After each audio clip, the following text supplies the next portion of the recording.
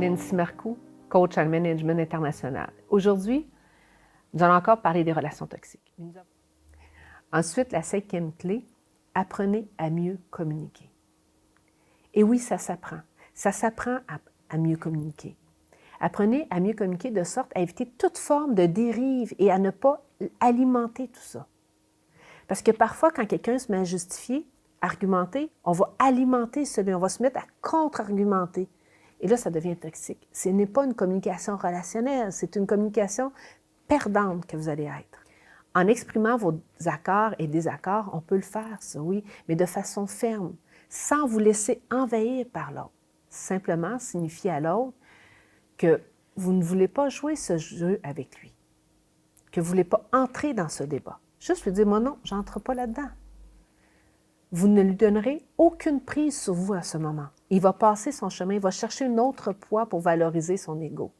Parce qu'effectivement, lorsqu'on rentre dans une relation, dans une telle communication, c'est la valorisation de l'ego. À quoi ça sert de savoir qui a raison nécessairement?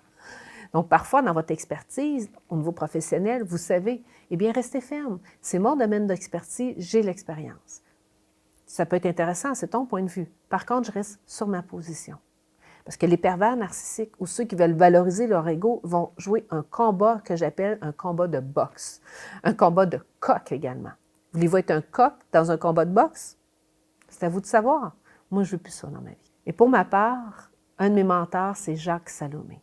Jacques Salomé qui emmène au niveau de la communication relationnelle. Je vous ai abordé des vidéos aussi sur ce sujet, qui pour moi est vraiment quelqu'un d'extraordinaire, qui m'a appris à oser restituer les messages négatifs, les messages qui ne vont pas avec mes valeurs, qui ne sont pas pour moi, le restituer à l'autre en me positionnant clairement, en trouvant la bonne distance, ou même en prononçant des choses qui ne sont pas pour moi, et à dire à l'autre, pour moi, ce n'est pas une bonne relation. Je n'accepte pas ce qu'il dit. Je n'adhère pas à cela. Pour toi, c'est peut-être OK, mais pas pour moi. Donc, j'ai appris aussi à restituer cela. Exemple, quelqu'un qui me dit « Ah, toi, Nancy, tu penses cela, tu es comme cela. Moi, je le sais qu'à l'intérieur de toi, en fait, tu te sens comme ça. » Non.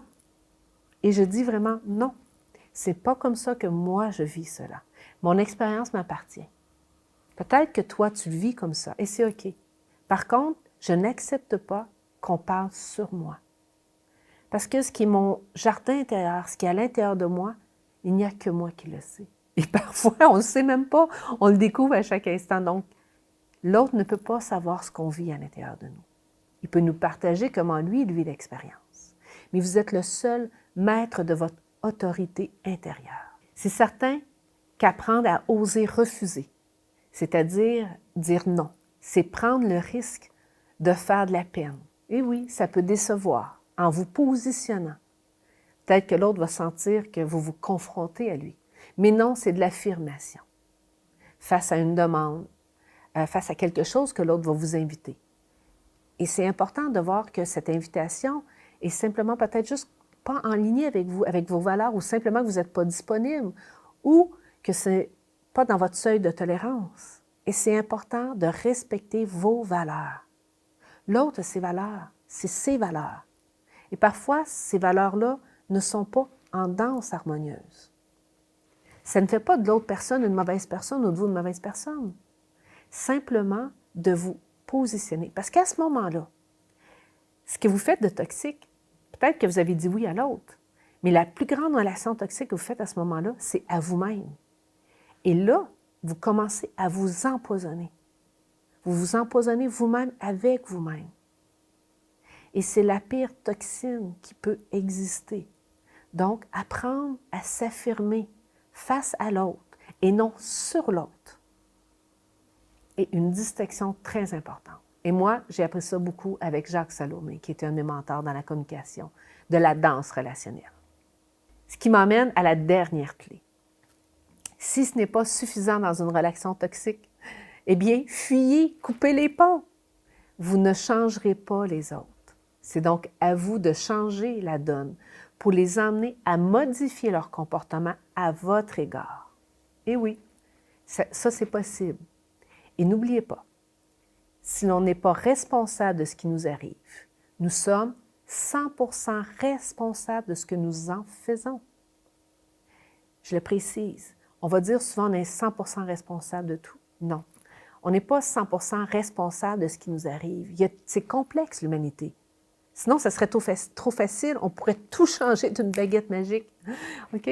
Par contre, on est 100% responsable de la façon qu'on va agir avec ce qui arrive dans notre vie. Si en ce moment que je vous parle qu'un avion s'écrase juste à côté et qu'il s'écrit l'alarme, je suis responsable de comment moi je vais me comporter, de comment moi je vais percevoir, comment moi je vais utiliser cette situation. Mais je ne suis pas 100% responsable de tout ce qui arrive à l'extérieur. Ça, c'est la pensée magique. On entend tellement ça dans le développement personnel, mais ce n'est pas ça la réalité.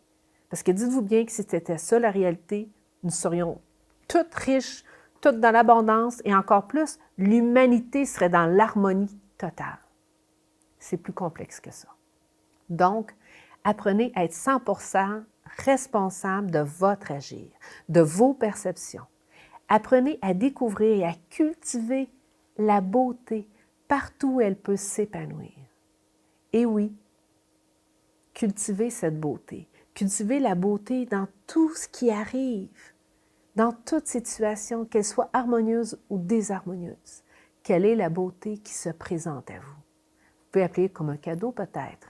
Moi, j'aime beaucoup parler de beauté. La beauté de la vie, la beauté de l'humanité. Comment je peux mieux servir l'humanité pour créer cette beauté? Quelle est cette beauté à l'intérieur de moi que je reconnais, que je vois, que je cultive? Expérimentez tout cela. Expérimentez la beauté, expérimentez de changer vos perceptions. Faites autre chose avec ce qui se produit dans votre vie. Donc, c'est ce que je voulais aborder avec vous dans les relations. J'espère que ça vous a éclairé, que ça vous a apporté des astuces, des outils aussi. Et si oui, eh bien, venez partager. Partagez-vous, moi, ce que vous avez expérimenté. Laissez-moi vos commentaires sur vos expériences. Parce que, comme je dis, l'expérience va au-delà de la connaissance. Tout ce que je vous donne aujourd'hui, c'est des connaissances. En fait, c'est aussi mon expérience. Mais rien de mieux que votre expérience. Venez me partager comment vous l'expérimentez, comment vous le voyez. Et c'est comme ça que la relation entre nous va s'établir. Donc, j'attends vos commentaires et vos expériences.